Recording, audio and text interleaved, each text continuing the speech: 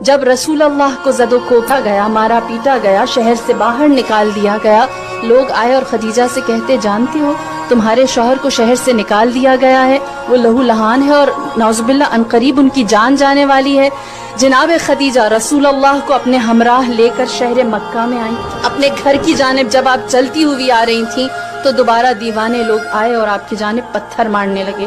جناب خدیجہ یہ اس زمانے کی خاتون تھی جہاں آپ سب جانتے ہیں عورت کی وقت کیا تھی، اونٹ پر قربان ہو جاتی تھی 100 عورتیں۔ ایک سرخ اونٹ کی قیمت کیا تھی؟ 100 عورتیں بطور کنیز۔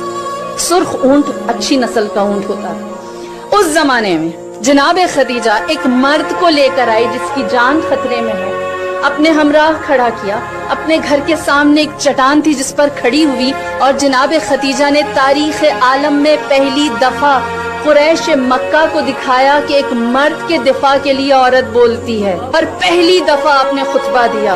آپ اس چٹان پر کھڑی ہوئی اور آپ نے فرمایا اے لوگو تمہاری حیا کہاں چلی گئی؟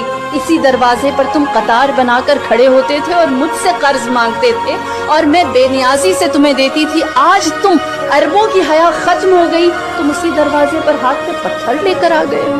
یہ وہ موقع تھا جہاں ابو جہل و ابو لہب جیسوں نے دیکھا خدیجہ کو اتنی طاقت محمد نے کیسے دی کہ آج یہ ہماری آنکھوں میں آنکھیں ڈال کر بات کرتی ہے۔